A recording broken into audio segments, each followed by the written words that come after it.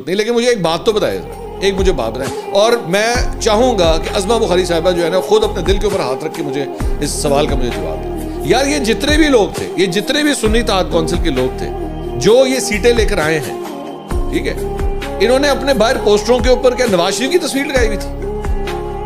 یہ جب جا کے ریلیاں کرتے تھے، یہ جب جا کے کارنر میٹنگز کرتے تھے، یہ جب جا کے لوگوں کو کہتے تھے کہ ووٹ دو، کس کا نام لیتے تھے جا کے؟ ہیں یہ کس کا یہ سلطان رائی کا نام لیتے تھے وہاں پہ جا کے، یہ منور ظریف کا نام لیتے تھے وہاں پہ جا کے کہ بھائی اودے نام سان ووٹ دے. کس کا لیتے تھے؟ عمران خان کا لیتے تھے. وہ یہی کہتے تھے، وہ ان کی جو پوسٹر بنتے تھے اس کے اوپر کس پارٹی کا جھنڈا لگا ہوتا تھا؟ پی ٹی آئی کا.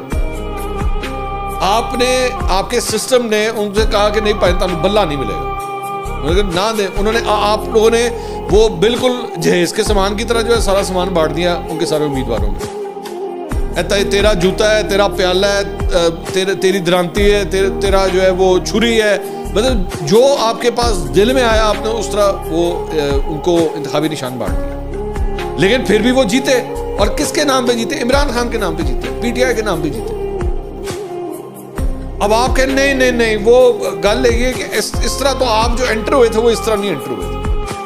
کی کریے سارے تاڑی چولی پا دیے.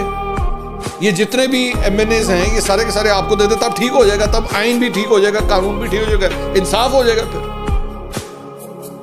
مت کرے نا اس طرح. مطلب یہ کیا بات ہوئی؟ یعنی ووٹ کو عزت دو کا جو نعرہ ہے، آپ کا ووٹ ہو اس کو عزت دو، اگلے کا ووٹ ہو اس کی ایسی کی تیسی، اس کے ووٹ کو عزت کرو، آپ کے ووٹ کو عزت دو. اینج کریے، نہ کریں اس طرح. آپ لوگ سمجھ رہے ہیں کہ اس طرح کرنے سے آپ کا ووٹ بینک بڑھ رہا ہے. آپ کا ووٹ بینک ان حرکتوں کی وجہ سے اور کم ہوتا جا رہا ہے. یہ جو دوران عدت نکاح کا کیس ہے، اس نے جتنا آپ کو ڈیمیج کیا ہے، جتنا مسلم لیگ نون کو ڈیمیج کیا ہے، جتنا اپوزیشن کی جماعتوں کو ڈیمیج کیا ہے، کسی کو نہیں کیا، کسی کو نہیں کیا. شرمندگی کا مقام ہے. آپ لوگوں کو ڈے ون سے، مسلم لیگ نون کو ڈے ون سے، اور خاص طور پہ مسلم لیگ نون کی عورتوں کو ڈے ون سے آ کے اس کو کنڈیم کرنا چاہیے تھا کہ نہیں یہ غلط ہے، یہ غلط ہے. آپ کے لوگوں نے وہی اون چودھری جو اس دوران عدت نکاح کیس کے اندر گواہ کے طور پہ پیش ہوا، آپ لوگوں نے اس کے ساتھ سیٹ ایڈجسٹمنٹ کی اور اس کو اس حلقے کا ٹکٹ دیا جہاں پہ مسلم لیگ نون کا ہیڈ کوارٹر ہے 180H.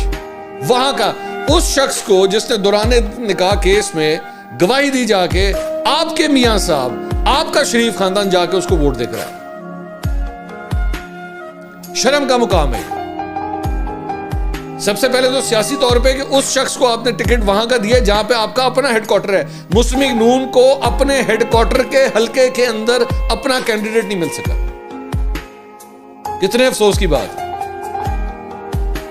اور اس شخص کو جا کے آپ نے سپورٹ کیا اور جا کے اس کو ووٹ ڈالا.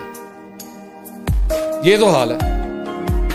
غلطیاں آپ خود کرتے ہیں، آپ خود ایسی حرکتیں کرتے ہیں. آپ کے لونڈے لپاڑے سوشل میڈیا کے اوپر بیٹھ کے بشرا بی بی کے اوپر ایسا گند اچھالتے رہے، کیا نہیں ڈسکس کرتے رہے، کیا ان کی تصویروں کو لے کے ان پہ کامنٹری کرتے ہوئے.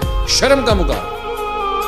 مجھے بتائیے، میں نے، اور آپ عظمہ بخاری صاحبہ اچھی طرح یہ بات جانتی ہیں کہ آپ ہوں، مریم اورنگزیب ہو، مریم نواز ہو، جب آپ لوگوں سے بدتمیزی ہوئی، کچھ بھی ہوا، میں نے ہمیشہ اس کو کنڈیم کیا.